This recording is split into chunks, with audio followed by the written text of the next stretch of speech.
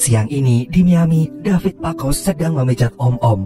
Di usia 22 tahun, David menjadi tukang pijat yang sudah memiliki lisensi. Sebenarnya dia malas banget bekerja sebagai tukang pijat. Kalau bukan karena kepepet dia nggak punya uang, pekerjaan hina ini tidak akan dia lakukan. Iya, hina. Karena seringkali om-om cabul itu pura-pura menjatuhkan handuknya agar senjata mereka kelihatan. Sebagai cowok tulen, David pun sangat risih. Seperti remaja pada umumnya, David pun memiliki pacar. Dia bernama Is. Sudah lama mereka tinggal bersama. David ingin membahagiakan Is walaupun dia sadar saat ini dia sangat miskin dan gak memiliki harta apapun. Tetapi dia punya satu hal, yaitu pantang menyerah. Muak memijat om-om, David pun banting setir untuk menjadi penjual spray. Dia menargetkan seluruh panti jompo di Florida Selatan akan berlangganan kepadanya. Tetapi ternyata para pemilik panti jompo tidak mau mengambil tawaran itu. Karena siapa yang akan membeli kain merek bagus hanya untuk membalut kulit keriput dari orang tua di panti jompo itu. Dan bukannya untung, David malah rugi besar kali ini. Karena seluruh tabungannya sudah dihabiskan untuk membeli 65 kardus spray premium ini. Sekarang kardus-kardus ini hanya memenuhi rumahnya. Siang ini David menghadiri pemakaman sahabatnya. Di sana dia bertemu dengan teman masa kecilnya, yaitu Ephraim Deviroli. Sudah lama mereka nggak ketemu karena ibunya David sengaja menjauhkannya dengan Ephraim yang memiliki pengaruh buruk hingga David menjadi anak nakal dan sempat dipenjara karena ganja. Mereka berbincang-bincang dan akhirnya Ephraim mengajaknya untuk makan bersama. Di perjalanan, Ephraim bercerita jika dia ditipu oleh pamannya sebesar $70.000 atau setara dengan 1 miliar rupiah, sehingga dia pulang ke Miami untuk memulai usahanya sendiri. Usahanya ini adalah menjual senjata sitaan dari pelelangan kepolisian untuk dijual kembali melalui internet. Setelah ngobrol ngalor ngidul ngetan ngulon mengenang masa sekolah, akhirnya Ephraim dan David memutuskan untuk membeli barang haram lagi. Aduh. Di rumah bandar ini banyak banget preman berkulit hitam yang nongkrong. Beberapa kali Ephraim mengetuk pintu tapi tidak ada sautan. Hingga salah satu preman menawarkan untuk membeli barang haram itu melalui dirinya. Dia menjual dengan harga $300 atau senilai 4 juta rupiah. Ephraim pun langsung memberikan uangnya. Setelah menerima uang, preman ini bukannya memberikan barangnya, tetapi dia malah asik ngobrol seakan-akan tidak terjadi apapun. Ephraim mencoba untuk meminta dengan cara baik-baik, tetapi salah satu preman malah mengusirnya dan mengancam menggunakan pistol yang ada di celananya. Tak mau kalah, Ephraim pun mengambil senjata miliknya dan langsung menembakkannya di udara, hingga preman itu kabur ketakutan. David yang melihat itu kagum dengan sahabatnya. Saat situasi sulit, David cenderung untuk menyerah, sedangkan Ephraim dengan berani dia langsung melawan. Setelah banyak berbincang dengan Ephraim, si David pulang ke rumah sederhananya. Sesampainya di rumah, pacarnya David, Is, sudah menunggu kepulangannya. Sambil bincang-bincang di atas sofa, David cerita kalau Ephraim kembali ke Miami dan mau menetap. Is ini orangnya super suportif, juga sabar menerima keadaan David yang kurang duit dan tetap mendukung apapun yang David lakukan. Keesokan harinya, David pun berkunjung ke kantor Ephraim. Di sana, Ephraim sedang menelpon seseorang. Akhirnya, Ephraim bercerita tentang pekerjaannya. Ia menjual barang-barang militer ke militer Amerika, termasuk Pentagon. Ephraim pun mengatakan kalau ia mendapat uang yang lumayan banyak dari pekerjaannya, yaitu $200.000 atau hampir sekitar 3 miliar rupiah dalam rentang waktu 8 minggu. Di rumah, Is memberitahu David kalau ia positif hamil. David bahagia sekaligus terbebani mengetahui kabar tersebut. Karena David tahu ia nggak punya uang untuk membiayai kehidupan anaknya dan Is ke depannya apabila lahir ke dunia. Bahkan untuk membiayai proses persalinan pun tidak dapat dibayangkan oleh David. Tabungannya habis, spraynya belum terjual. Menjadi tukang pijat pun dia sudah muak. David pun stres mengetahui kabar ini. Melihat temannya yang sedang pusing tujuh keliling karena masalah anak peranakan ini, Ephraim yang sedang ngopi pagi bersama David akhirnya menawarkan pekerjaan kepada David untuk menjadi partnernya dalam bisnis penjualan senjata. Hal ini bukan karena rasa kasihan yang dimiliki Ephraim, namun karena ia benar-benar membutuhkan seorang partner untuk berbisnis di Miami karena ia tidak mempercayai siapapun di sana. David pun menyadari bahwa tawaran Ephraim adalah kesempatan emas yang tidak mungkin datang dua kali. Dan karena ia tahu kalau Is tidak akan senang apabila David mencari uang dengan cara menjual barang-barang militer secara ilegal, David pun berbohong dan memberitahu Is bahwa mereka akan melakukan bisnis penjualan spray ke militer Amerika. Selama 6 minggu, David belajar semua hal tentang penjualan senjata dari Ephraim. Semua informasi Ephraim berikan tanpa kecuali mengenai pembelian senjata dari pemasok dan penimbun ilegal yang kemudian dijual ke militer Amerika melalui tender terbuka dari situs yang ada di internet. Ephraim memiliki mitra bernama Ralph untuk menanamkan model bisnis mereka.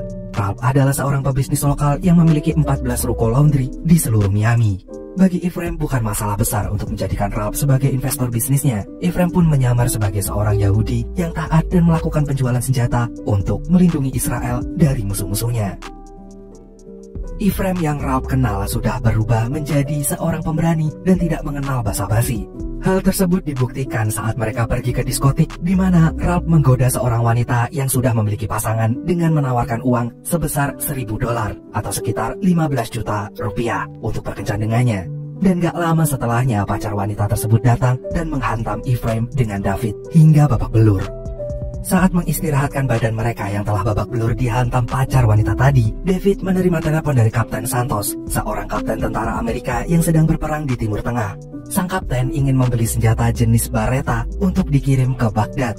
Dari penjualan senjata Beretta ini, mereka mendapatkan untung lebih banyak, 10 kali lipat dari penjualan-penjualan yang telah mereka lakukan.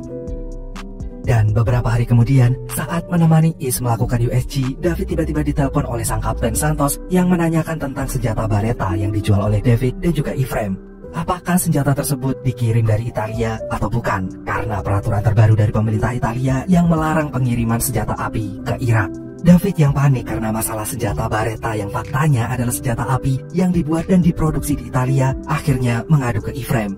Ephraim dengan santainya menyuruh untuk David agar santai aja karena ia sudah memiliki rencana untuk mengirimkan Beretta ini ke Yordania yang dekat dengan Baghdad. Malam berikutnya diadakan jamuan makan malam untuk merayakan kehamilan Is. Seluruh kerabat Is dan David datang untuk merayakannya. Salah satu dari mereka menanyakan mengenai bisnis yang dilakukan David dan Ephraim.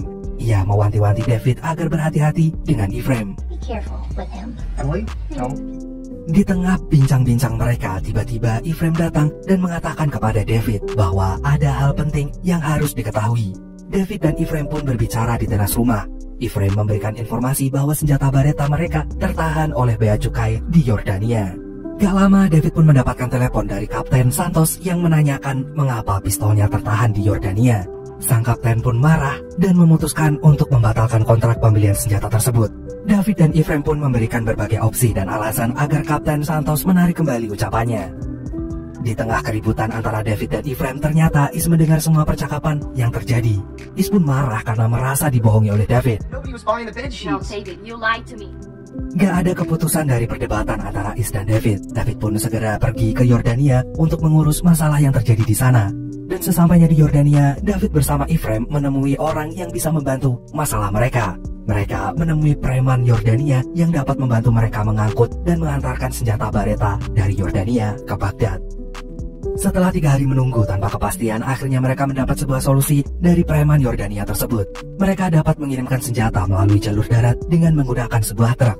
Awalnya, David sangat skeptis dengan apa yang terjadi, yang mana mereka harus ikut berkendara melewati zona perang dengan mengendarai sebuah truk. David dan Ephraim ditemani oleh supir yang terlihat tidak meyakinkan, namun sudah sering dipercaya oleh para preman Yordania untuk menyelundupkan barang ilegal dari Yordania ke Baghdad. We're gun runners. Mereka pun berangkat ke Baghdad. Tiba saat malam hari, adrenalin mulai terpacu karena mereka dicegat oleh sekelompok militer Irak yang sedang melakukan penjagaan. Beruntung Pak Sopir sudah memiliki cara jitu untuk bisa lewat, yaitu dengan memberikan 2 slop rokok Marlboro kepada patroli militer Irak yang kemudian memberikan akses kepada mereka untuk kembali melanjutkan perjalanan. Pagi harinya mereka sudah sampai di zona perang, tepatnya di tempat isi bensin yang terbengkalai. Sang sopir pun langsung mengisi bensin menggunakan jerigen-jerigen dari tangki besar, dan Ephraim pun pergi untuk buang air kecil. Di tengah itu, David mendapatkan telepon dari Is yang menanyakan kabar David di Baghdad. Saat itu, Is pun belum tahu kepergian David ke Baghdad adalah untuk melakukan misi berbahaya, yaitu mengantar senjata bernilai ratusan ribu dolar kepada Kapten Santos.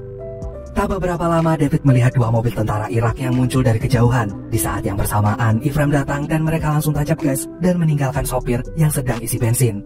Tersadar akan hal itu, sang sopir pun langsung berlari menuju truk sambil membawa jerigen yang berisi bensin. Dan saat itulah kejar-kejaran antara penyelundup senjata dan tentara Irak pun dimulai.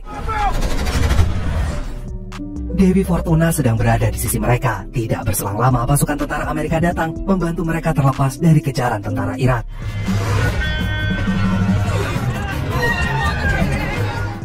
Sesampainya di barak militer tentara Amerika yang ada di Baghdad, David dan Ephraim mengambil beberapa dokumentasi untuk kenang-kenangan, serta melakukan penyelesaian transaksi dengan Kapten Santos. Mereka pun menerima bayaran sebesar 2,8 juta dolar atau sekitar 42 miliar rupiah. Sepulang dari Baghdad, 2 miliarder tersebut langsung menggunakan uang mereka untuk membeli mobil Porsche dan apartemen secara cash. Mereka pun menjadi super percaya diri atas keuntungan yang telah mereka dapatkan dan membuka peluang bagi orang-orang yang ingin investasi dengan minimal 10 juta dolar. Dengan bisnis yang semakin besar ini, bertambah pula orang-orang di dalamnya. Dan akhirnya mereka pun meresmikan perusahaan mereka yang mereka beri nama AEY. Pada suatu malam di saat menjaga anaknya, David membuka situs Tinder terbuka dan melihat peluang senilai jutaan dolar. Melihat hal tersebut, David langsung memanggil Ephraim ke apartemennya untuk berdiskusi. Tinder tersebut untuk ratusan ribu senapan, jutaan granat, dan puluhan ribu rudal. Jelas ini adalah ikan yang sangat besar yang dapat mereka pancing. This is the whole fucking pie. Karena tender besar yang mereka incar bobotnya lebih besar dan gak bisa hanya mengandalkan internet dan kenalan-kenalan mereka, akhirnya David dan Ephraim pun memutuskan untuk pergi ke Las Vegas untuk hadir dalam pameran senjata tempat para militer dan produsen senjata hadir di sana. Bermodalkan rasa percaya diri dan pengalaman mereka di perusahaan yang masih seumur jagung itu, tentu saja tidak semua vendor pada pameran tersebut percaya dan mau bekerja sama dengan perusahaan mereka. Sehingga mereka pun gagal dalam mendapatkan pemasok yang mereka inginkan.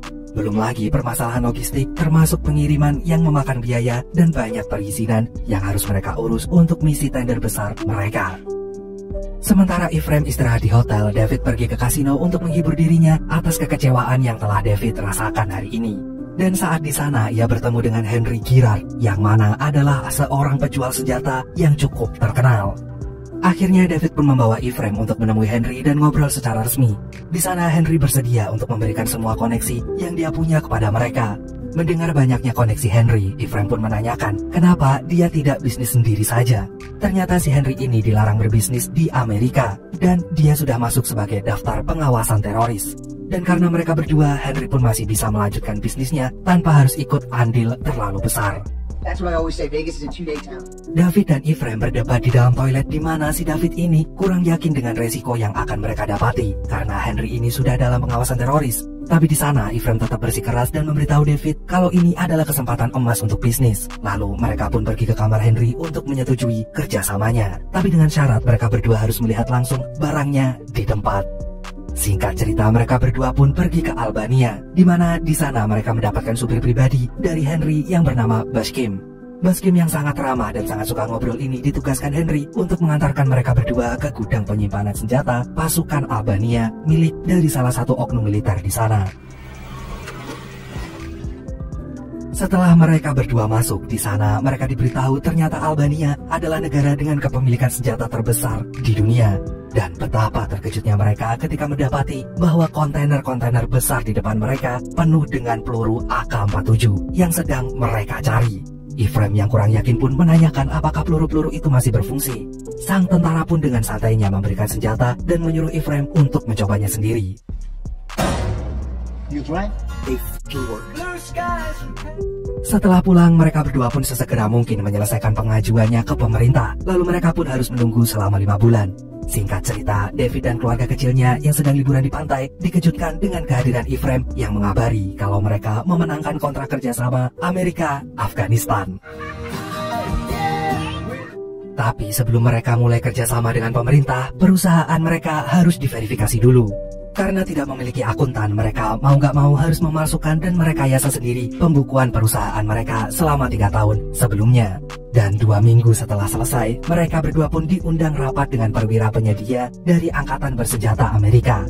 Tapi sebelum masuk dan bertemu langsung, mereka memutuskan untuk menghisap selinting haram dulu untuk mempertebal kepercayaan diri mereka. Dalam pertemuan, para petinggi pemerintah yang awalnya ragu dengan perusahaan mereka akhirnya dibuat senang dan sekaligus heran karena murahnya harga yang mereka tawarkan. Ephraim yang sangat penasaran pun dibuat menyesal ketika mendengar bahwa harga yang telah mereka tawarkan ternyata jauh dari harga pasaran, yaitu bedanya sampai 53 juta dolar. Suatu hari ketika David izin untuk pergi ke Albania lagi selama sebulan, Is terlihat aneh dan sedang mengemasi barang-barangnya. Ternyata Is ini mau pulang ke rumah ibunya karena ia mendapati foto-foto David ketika di Irak. Dan tak hanya itu saja, Is menemukan uang cash dengan jumlah yang tidak sedikit yang telah David sembunyikan di dalam kamar mandi. David yang sudah ketahuan berbohong pun mau gak mau harus menelan pahitnya ditinggal istri dan anaknya sendirian. Kiss. Setelah itu, ketika di kantor, David yang tidak bisa menyembunyikan raut wajah galaunya membuat Ephraim menjadi kasihan, dan ia pun memberikan David sebuah piagam berbentuk granat sebagai ucapan terima kasihnya atas yang selama ini David lakukan di perusahaan mereka. Lalu David pun memberikan surat perjanjian kerjasama yang harus mereka berdua tanda tangani, yang mana kerjasama itu harus membuat David ke Albania selama 8 bulan lamanya. Singkat cerita, ketika David sendirian di Albania, ia masih galau dan terus mencoba menghubungi Is. Tapi kegalauannya itu sedikit tersembuhkan karena si Baskim sering datang dan memberikan David makan. Sampai akhirnya David pun mendapati masalah besar di mana semua peluru-peluru yang akan dikirim ternyata tidak sesuai dengan yang diminta, atau lebih tepatnya mereka ditipu. Yang mana peluru tersebut dikirim dan dibuat dari Cina yang bisa dilihat dari tulisan di kotak kemasannya. Di mana saat David dan Ephraim menelpon Henry, dia lepas tangan karena Henry cuma sebagai perantara antara mereka dan supplier. Setelah itu, David yang terjebak di Albania pun dikejutkan dengan kedatangan Ephraim yang datang ke Albania karena mau menyampaikan sebuah ide gila untuk memecahkan masalah yang sedang mereka hadapi, yaitu dengan mengemas kembali peluru-peluru tersebut dengan kemasan baru dari Albania. Di sana David yang awalnya ragu karena itu adalah kegiatan ilegal pun mau nggak mau harus melakukannya karena si Ephraim yang tetap bersikeras untuk melanjutkan kontrak 300 juta dolarnya. Untungnya si Baskim mempunyai kenalan yang bernama Enver, yang mana biasa melakukan pengepakan dan pengemasan ilegal di kota Albania. Ketika tahu jumlah peluru yang akan dikemas ulang sangat banyak sekali, Enver pun harus melakukan perhitungan terlebih dahulu. Dan setelah dihitung jumlah biaya yang harus mereka bayarkan, ternyata hanya 100.000 dolar saja, yang mana itu malahan akan membuat mereka lebih untung 3 juta dolar dari pengiriman. Dikarenakan bobot barang yang berkurang karena mereka mengemasnya pakai plastik dan kardus. Okay, deal. Packing the ammo, we would lighten our overall load by 180, which all added up to more money for us and Army. Di malam Natal ketika David masih kerja di Albania, ia pun mendapatkan telepon dari Ephraim yang mana ia mengatakan bahwa ternyata Henry sudah mengambil untung lebih besar dari kontrak yang mereka janjikan. Ephraim yang serakah pun dengan sedikit tergesa-gesa mengatakan ke David bahwa dia akan memutuskan kontraknya dengan Henry. David yang mendengar keputusan itu pun membujuknya, karena selain mereka yang tetap dapat untung, si David juga bilang bahwa dia masih berada di Albania, yang mana jika mereka memutus kontak kerja sama dengan Henry, maka sudah dipastikan orang-orang Albania dan orang-orangnya Henry akan membuat nyawa David dalam bahaya. Sehingga David menyuruh Ephraim untuk tetap tenang dan jangan terlalu serakah, karena David takut untuk ambil resiko dengan orang berbahaya seperti Henry. I'll leave it alone. Suatu malam ketika David sedang tidur dengan pulas, tiba-tiba ia diculik oleh orang-orang bertopeng, yang ternyata Henry lakukan karena telah mendapati bahwa si Ephraim sudah memutus kontraknya tanpa memikirkan keselamatan temannya sendiri. Dan dengan cepat David pun bersiap pulang. Namun Enver di sana sudah menelpon Ephraim dan tak kunjung diangkat, yang ternyata para pekerja di sana belum digaji. Ia pun berjanji ke Enver seminggu setelah mendarat, ia akan mentransfer semua uang Enver dan karyawannya. Lalu sebelum ia berangkat naik taksi ke bandara, David pun didatangi oleh istrinya Baskim yang sedang mencari suaminya yang hilang. Nope, they never found a body. I was done with Albania. Sesampainya David di Miami, ia langsung menemui Is di rumah ibunya. Di sana David langsung berkata sejujur-jujurnya pada Is tentang pekerjaannya. Dia sudah muak dengan semua itu, termasuk Ephraim, dan berjanji nggak akan pernah berbohong lagi kepada Is. David yang sangat kesal pun langsung pergi ke kantor untuk menemui Ephraim. Di ruangan Ephraim, David memberikan sebuah tisu dengan coretan nominal uang bagiannya karena dia sudah memutuskan untuk keluar dari perbisnisan ilegal ini. Ephraim yang serakah pun mengatakan kalau dia tidak akan memberi 1 sen pun untuk David. Dan ketika David mencari kontrak kerja di meja kerjanya, ternyata kontrak itu sudah diambil sama si Ephraim sebelum dia memutuskan kontraknya dengan Henry semalam.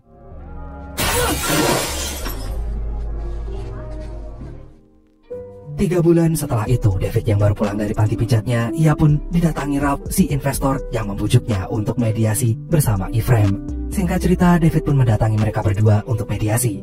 Tapi karena maruk dan serakahnya Ephraim ini memang bawaan dari lahir, ia pun menyetujui untuk membayar bagian David. Tapi jumlahnya jauh dari yang telah David perhitungkan dan dengan pembayaran dicicil.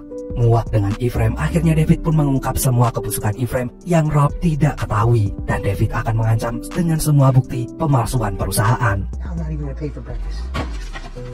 Keesokan harinya ketika David sedang main bersama keluarga kecilnya, ia pun dikejutkan dengan telepon dari seorang jurnalis yang menanyakan perihal tentang pengemasan ulang peluru dari Cina. Ketika keluarga ini mau turun ke lobi dari dalam lift, muncullah si Ephraim. Ephraim pun meminta maaf, tapi David yang tahu kalau Ephraim ini sudah ditelepon sama jurnalis juga, ia pun tertawa dan mengatakan kalau si Ephraim ini minta maaf karena panik takut si David lah yang sudah membocorkan kebusukannya ke media. David pun mengatakan kalau akhirnya dia sadar selama ini Ephraim gak pernah menganggapnya sebagai sahabat. Karena rasa muaknya yang sudah memuncak, akhirnya David pun meluncurkan pukulannya ke muka Ephraim. Tapi ketika pintu lift terbuka, ternyata sudah banyak FBI yang sedang menunggu menangkap mereka berdua. Ternyata bukan David ataupun Rob, orang yang telah melaporkan perusahaan mereka adalah si Enver.